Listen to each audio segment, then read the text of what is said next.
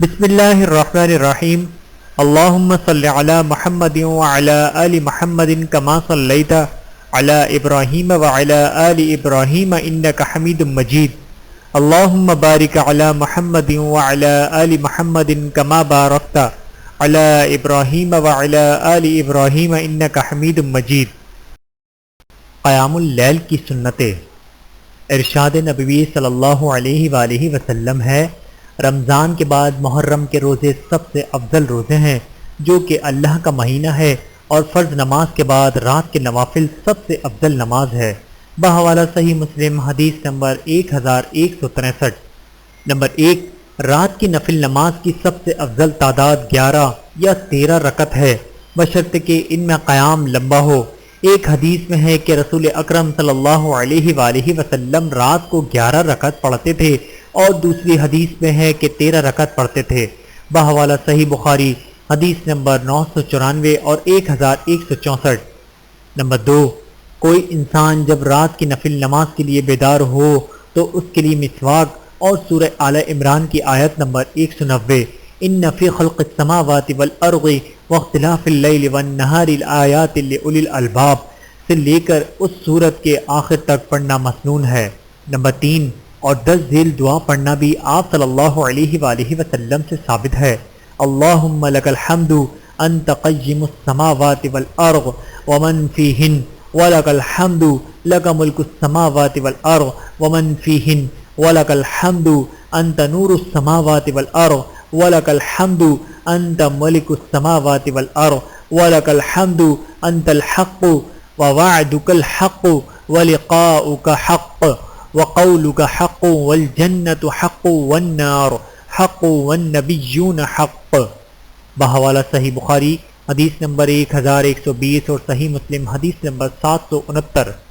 ترجمہ، اے اللہ، تمام تعریفیں تیرے لیے ہیں، تو ہی آسمانوں اور زمین اور جو کچھ ان میں ہے سب کو قائم رکھنے والا ہے، اور تمام تعریفیں تیرے لیے ہیں، تو ہی آسمانوں اور زمین اور جو کچھ ان میں ہے سب کا نور ہے، اور تمام تعریفیں تیرے لیے ہیں، تو ہی آسمانوں اور زمین کا بادشاہ ہے، اور تمام تعریفیں تیرے لیے ہیں، تو برحق ہے، اور تیرا وعدہ، تیری ملاقات، تیرا فرمان جنت و دوزخ برحق ہے، اور تمام نبی برحق ہیں۔ نمبر 4، رات کی نفل نماز کی سنتوں میں سے ایک سنت یہ بھی ہے کہ اس کا آغاز 2 ہلکی پھلکی رکعت سے کیا جائے تاکہ انسان بعد کی لمبی نماز کے لیے تیار ہو جائے۔ ارشاد نبوی صلی اللہ علیہ وآلہ وسلم ہے، تم میں سے کوئی شخص جب رات کے قیام کے لیے کھڑا ہو تو 2 ہلکی پھلکی رکعت سے نماز کا افتتاح کرے۔ بحوالہ صحیح مسلم حدیث نمبر 768۔ نمبر 5، رات کی نفل نماز کا افتتاح درج ذیل دعا سے کرنا۔ رسول اللہ صلی اللہ علیہ وآلہ وسلم کا معمول تھا کہ اس موقع پر آپ یہ دعا پڑھا کرتے، اللہم رب جبریل و میکائیل و اسرافیل فاطر السماوات والارض عالم الغیب والشہادہ انت تحکم بین عبادک فیما کانوا فیہ یختلفون اہدنی لما اختلف فیہ من الحق باذنک انک تہدی من تشاء الی صراط مستقیم۔ بحوالہ صحیح مسلم حدیث نمبر 770۔ ترجمہ، اے اللہ، اے جبرائیل، میکائیل اور اسرافیل کے رب، اے آسمانوں اور زمین کو پیدا کرنے والے، اے غیب اور حاضر کو جاننے والے، تو اپنے بندوں کے درمیان پیدا ہونے والے اختلاف میں فیصلہ کرتا ہے، مجھے اپنے حکم سے ان اختلافی باتوں میں حق کی طرف ہدایت دے، بے شک تو ہی جس کو تو چاہے صراط مستقیم کی طرف رہنمائی کرنے والا ہے۔ نمبر 6، رات کی نفل نماز کو لمبا کرنا سنت ہے۔ رسول اکرم صلی اللہ علیہ وآلہ وسلم سے سوال کیا گیا کہ کون سی نماز افضل ہے، تو آپ صلی اللہ علیہ وآلہ وسلم نے فرمایا جس میں لمبا قیام کیا جائے۔ بحوالہ صحیح مسلم حدیث نمبر 756۔ نمبر 7، نفل نماز میں قرأت قرآن کے دوران آیات عذاب کو پڑھتے ہوئے اللہ کی پناہ طلب کرنا، مثلا یوں کہنا اللہم انی اعوذ بک من عذابک، اور آیت رحمت کو پڑھتے ہوئے اللہ کی رحمت کا سوال کرنا، مثلا یوں کہنا اللہم انی اسألک من فضلک، اور جن آیات میں اللہ کی پاکیزگی بیان کی گئی ہو ان کو پڑھتے ہوئے سبحان اللہ کہنا سنت ہے۔ ایک حدیث میں ہے آپ صلی اللہ علیہ وآلہ وسلم ٹھہر ٹھہر کر پڑھتے تھے، اور جب کسی ایسی آیت سے گزرتے جس میں تصویر ہوتی وہاں تصویر پڑھتے، اور جس میں اللہ سے سوال کرنے کا ذکر ہوتا وہاں اس سے سوال کرتے، اور جس میں عذاب کا ذکر آتا وہاں اللہ کی پناہ طلب کرتے۔ بحوالہ صحیح مسلم حدیث نمبر 772۔ قیام اللیل کے لیے معاون اسباب: نمبر 1 دعا کرنا، نمبر 2 رات کو جلدی سونا، نمبر 3 دوپہر کو قیلولہ کرنا، نمبر 4 گناہوں سے پرہیز کرنا، اور نمبر 5 نفسانی خواہشات کے خلاف جہاد کرنا۔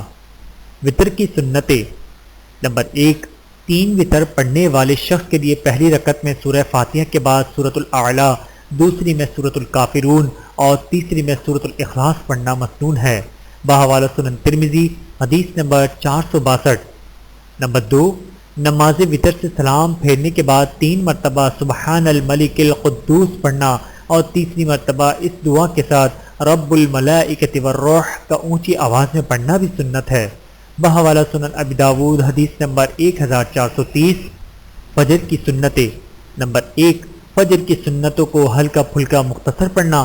حضرت عائشہ رضی اللہ تعالیٰ عنہ کہتی ہیں رسول اللہ صلی اللہ علیہ وآلہ وسلم فجر کی اذان اور اقامت کے درمیان 2 مختصر رکعت پڑھا کرتے تھے۔ بحوالہ سنن دارقطنی حدیث نمبر 31۔ نمبر 2 پہلی رکعت میں فاتحہ کے بعد سورہ بقرہ کی آیت نمبر 136 اور دوسری میں سورہ آل عمران کی آیت نمبر 64 کا پڑھنا مسنون ہے۔ بحوالہ صحیح مسلم حدیث نمبر 727۔ اور ایک روایت میں پہلی رکعت میں فاتحہ کے بعد سورہ کافرون اور دوسری میں سورہ اخلاص کو ذکر کیا گیا ہے۔ بحوالہ صحیح مسلم حدیث نمبر 726۔ نمبر 3 سنتیں پڑھنے کے بعد تھوڑی دیر کے لیے دائیں پہلو پر لیٹنا۔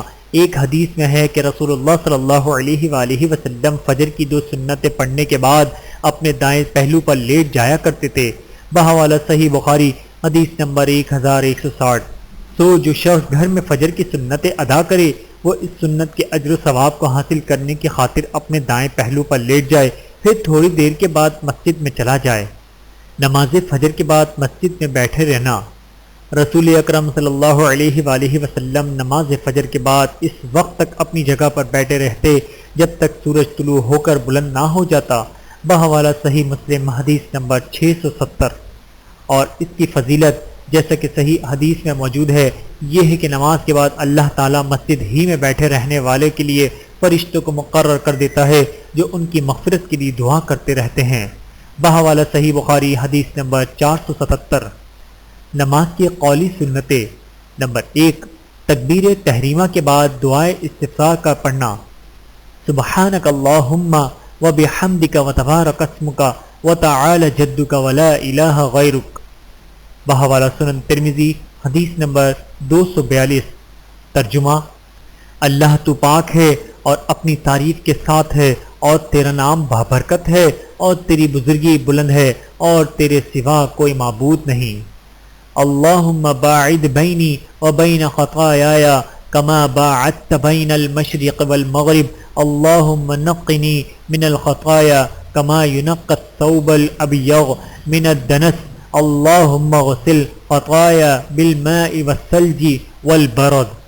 بحوالہ صحیح بخاری حدیث نمبر 744 اور صحیح مسلم حدیث نمبر 598۔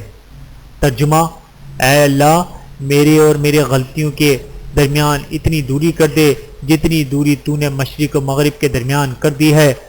اے اللہ مجھے گناہوں سے اس طرح صاف کر دے جس طرح سفید کپڑا میل سے صاف کیا جاتا ہے۔ اے اللہ میری کوتاہیوں کو پانی، برف اور اولو کے ساتھ دھو دے۔ یاد رہے کہ تکبیر تحریمہ کے بعد استفتاح کی کچھ اور دعائیں بھی رسول اللہ صلی اللہ علیہ وآلہ وسلم سے ثابت ہیں، ان میں سے جو دعا آپ چاہیں پڑھ سکتے ہیں۔ نمبر 2 قرأت سے پہلے اعوذ باللہ من الشیطان الرجیم پڑھنا۔ نمبر 3 پھر بسم اللہ الرحمن الرحیم پڑھنا۔ نمبر 4 فاتحہ کے بعد آمین کہنا۔ نمبر 5 آمین کہنے کے بعد ظہر، عصر، مغرب اور عشاء کی پہلی 2 رکعتوں میں اور فجر، جمعہ اور ہر نفل نماز کی دونوں رکعتوں میں کسی اور سورت کی قرأت کرنا۔ یاد رہے کہ مقتدی صرف سری نمازوں میں فاتحہ کے بعد کسی دوسری سورت کی قرأت کر سکتا ہے، البتہ جوہری نمازوں میں سورہ فاتحہ کی تلاوت کے بعد اسے امام کی تلاوت پر ہی اکتفا کرنا ہوگا۔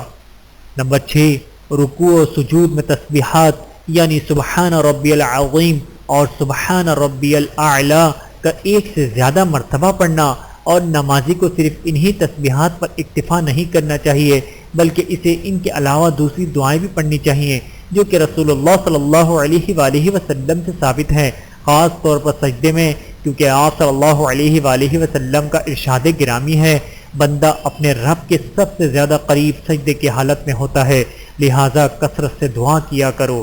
بحوالہ صحیح مسلم حدیث نمبر 482۔ رکوع سے سر اٹھانے کے بعد ربنا ولک الحمد کہنا یا درج ذیل دعا کا پڑھنا۔ اللہم ربنا لک الحمد ملء السماوات وملء الارض وما بینہما وملء ما شئت من شیء بعد اہل الثناء والمجد احق ما قال العبد وکلنا لک عبد اللہم لا مانع لما اعطیت ولا معطی لما منعت ولا ينفع ذا الجد منک الجد۔ بحوالہ صحیح مسلم حدیث نمبر 477۔ ترجمہ: اے اللہ، اے ہمارے پروردگار، تمام تعریفیں تیرے لیے ہیں، اتنی تعریفیں جن سے آسمان، زمین اور جو کچھ ان کے درمیان ہے اور اس کے بعد جو چیز تو چاہے سب بھر جائے۔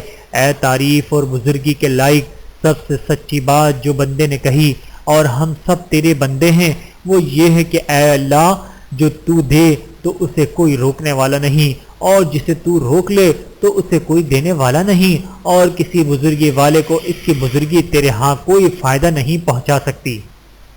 نمبر 8، 2 سجدوں کے درمیان رب اغفر لی پڑھنا۔ نمبر 9، آخری تشہد میں سلام پھیرنے سے پہلے یہ دعا پڑھنا: اللہم انی اعوذ بک من عذاب جہنم ومن عذاب القبر ومن فتنة المحیا والممات ومن شر فتنة المسیح الدجال۔ بحوالہ صحیح مسلم حدیث نمبر 588۔ ترجمہ: یا اللہ، میں عذاب جہنم، عذاب قبر، زندگی اور موت کے فتنے اور مسیح دجال کے فتنے سے تیری پناہ میں آتا ہوں۔ نماز کی مذکورہ قولی سنتوں میں سے بیشتر سنتیں ایسی ہیں جن پر ہر رکعت میں عمل کیا جا سکتا ہے، چاہے نماز فرض ہو یا نفل، اور اگر فرض اور نفل نمازوں کی ہر رکعت کی مذکورہ سنتوں کو جمع کر لیا جائے تو اندازہ کریں کہ دن اور رات میں کتنی زیادہ سنتوں کا ثواب حاصل کیا جا سکتا ہے۔ اللہ تعالی ہم سب کو عمل کرنے کی توفیق عطا فرمائے، آمین ثم آمین۔ ویڈیو دیکھنے کا بہت شکریہ۔ مزید ویڈیوز دیکھنے کے لیے ہمارے چینل کو سبسکرائب کریں۔ اگر ویڈیو پسند آئے تو لائک کریں۔ اچھی بات کو دوسروں تک پہنچانا صدقہ جاریہ ہے۔ جزاکم اللہ خیرا کثیرا۔ اپنا اور اپنے پیاروں کا بہت زیادہ خیال رکھیے گا اور مجھے دعاؤں میں یاد رکھیے گا۔ Take care. اللہ حافظ۔